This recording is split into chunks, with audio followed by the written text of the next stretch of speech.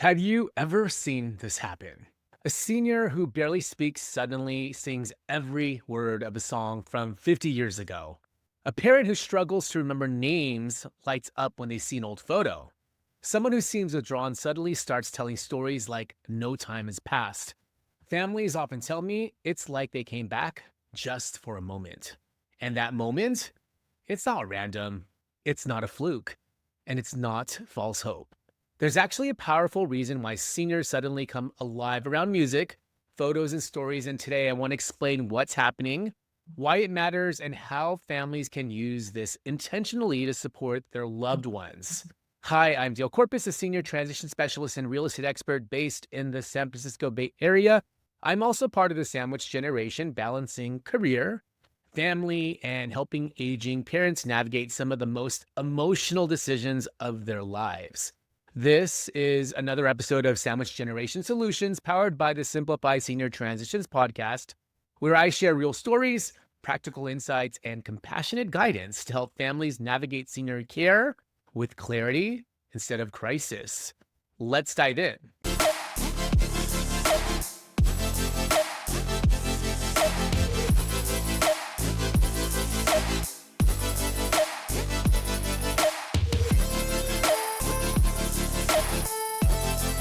Let me tell you about Maria. Her family lives in San Mateo County.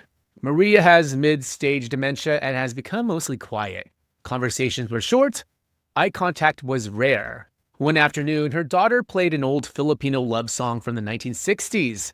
Within seconds, Maria started humming, then singing, then smiling. She reached for her daughter's hand and said, "I remember this. My husband loved this song." For the family, it felt like a miracle. But what they were witnessing wasn't a miracle. It was a memory access through a different pathway. Why this happens? Here's the key idea most families don't know. Music, photos, and storytelling live in different parts of the brain than short-term memory. In conditions like dementia or Alzheimer's, the brain areas responsible for names, dates, recent events are often damaged first. But music, emotion, long-term memories, and storytelling are stored much deeper in the brain in areas that are preserved far longer. That's why a senior may not remember what they ate for breakfast, but they can sing every lyric from a song they danced to at 22. Music and emotion are hardwired together. Music is the most powerful trigger I've seen. Why? Because music doesn't ask the brain to work, it invites it to feel. I've seen residents in memory care who don't respond to conversation, don't engage during activities, but during music therapy, they clap, they sway, they make eye contact, they reconnect. Music bypasses logic and goes straight to emotion.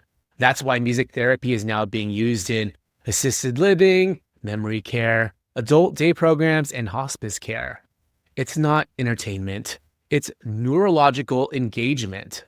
Now, photos do something different. They anchor identity. When seniors look at old photos, they're reminded, I was someone. I lived a life. I mattered. This is especially important as cognitive decline increases because one of the most painful parts of aging is the quiet loss of identity. A photo doesn't just trigger memory, it restores selfhood. That's why simple things like photo albums, framed wedding pictures, and memory boards can dramatically change how a senior shows up emotionally. And then there's storytelling. When seniors tell stories, they're not just remembering, they're teaching, connecting, and passing something on. I worked with families in Contra Costa and Alameda County who started recording short voice memos of their parents telling stories, how they met, what work was like, raising kids, and surviving hardship. Something remarkable happened. The seniors felt needed again. Because storytelling isn't about the past, it's about legacy. So why does this matter during senior transitions? Here's where this becomes critically important. Senior transitions, moving, downsizing, assisted living can unintentionally strip seniors of control, identity, familiarity. Music, photos, and stories soften that loss. They create continuity between who they were and who they are now. I've seen transitions go smoother when families intentionally bring favorite playlists, memory boxes, framed photos, and storytelling rituals into new living environments. Now, how families can use this at home, and I'm going to give you some practical tips. Here's how you can use this starting today. 1. Create a personalized playlist. Choose music from ages 15 to 30. That's often the strongest memory window. 2. Build a memory box. Photos, letters, meaningful objects, not clutter, but connection. 3. Ask story-based questions instead of, do you remember? Try, tell me about, or what was that like? 4. Record their stories, video, audio, or written. This becomes priceless later. 5. Bring these tools into care settings. Share them with caregivers, communities, and staff. These aren't sentimental extras, they're care tools. Here's the deeper lesson. Your parent is still in there. Even when communication fades, even when memory slips, even when behavior changes, music, photos, and stories remind us they are more than their diagnosis. And for adult children, especially those juggling careers, kids, and caregiving, these moments offer something rare: connection without pressure.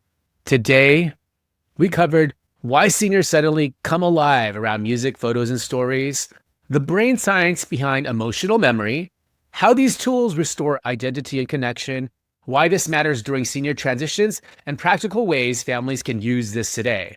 These moments don't fix everything, but they change everything. This has been another episode of Sandwich Generation Solutions, powered by the Simplify Senior Transitions podcast. If your family is navigating senior living decisions, downsizing, or figuring out what to do with a parent's home, I can help. Schedule a free consultation and learn more about my services at www.simplifyseniortransitions.com. You could also DM me anytime on Instagram at soulbydale. And don't forget, you can watch and listen to the Simplify Senior Transitions podcast right here on YouTube, Spotify, and Apple Podcasts. If this episode resonated, please like, subscribe, and share it with someone who needs to hear it. I'm Dale Corpus, and I'll see you on the next episode.